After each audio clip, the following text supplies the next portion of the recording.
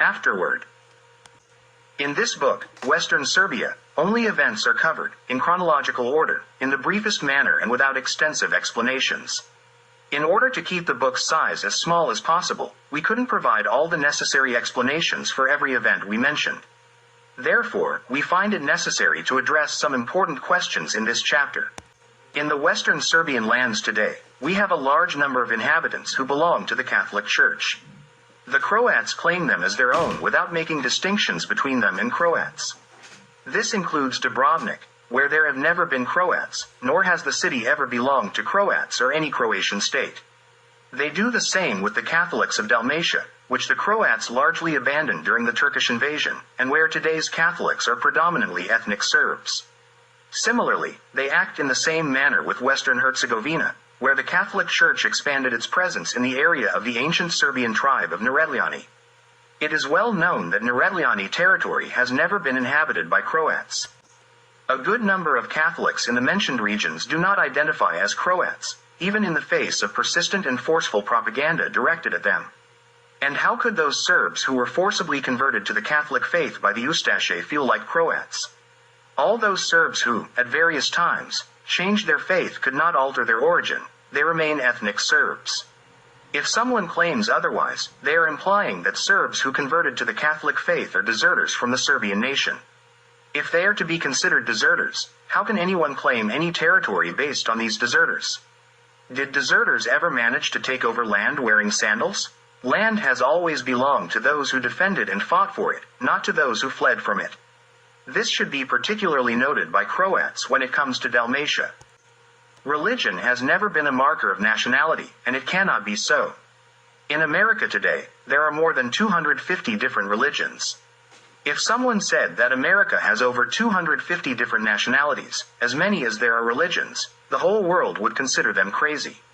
The existence of Catholics among Serbs is nothing abnormal, not a phenomenon, nor something that emerged in recent times. Since the establishment of the Christian Church, a part of Serbs has been under the jurisdiction of Rome, while the other part was under the jurisdiction of Constantinople. And when the Church split into Eastern and Western, a large number of Serbs remained under the Western Church. Thus, two parallel ecclesiastical hierarchies emerged among Serbs. Therefore, we Serbs cannot allow anyone to claim parts of our Serbian nation.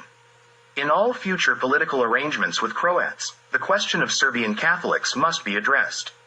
The same question must be put on the agenda and discussed in all future talks with the Holy See until it is finally resolved. The existence of Muslims among Serbs dates back more than 5 centuries.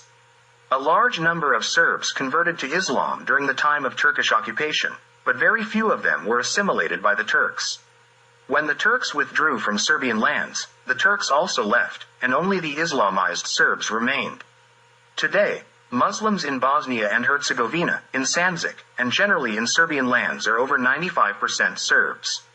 Therefore, we cannot be swayed by any false propaganda, misled by some, or deceived by others. The question of Serbian Muslims should be posed clearly and resolved without hesitation. For instance, when America proclaims that Muslim Americans are no longer Americans but belong to another nation, then we Serbs will say that Muslim Serbs are no longer Serbs but belong to another nation. The author of these lines has traveled through many countries and met various peoples, but has not seen a more tolerant nation than the Serbs. This should be an honor to us Serbs, and we should continue to nurture this great legacy of Serbian culture. However, this should not lead us to the other extreme. Cowardice, not virtue, is refusing to speak the truth and put things in their rightful place. Intentionally hiding the truth and deceiving oneself and others is corruption. We Serbs are neither cowards nor corrupt. Every Serb should know that the truth is our most impenetrable shield. We Serbs have never been a monolithic nation, and we are not today. Unlike our Western European neighbors, we have not known religious wars or forced conversions. During the reign of Orthodox Tsar Dušan, there were Catholic ministers at the court. Such an example could not be found in any other country in Europe at that time. The great voyevoda of Saint Sava and the guardian of the holy relics of Saint Sava were Bogomils. The restorer of the Serbian Patriarchate in Pec was a Muslim. The only Serbian Nobel laureate in literature was a Catholic.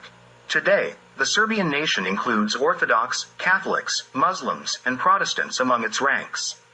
We cannot allow the division of the nation based on religious affiliation. If we had been decisive and consistent on this matter in the last 70 years, we would not have had a civil war today.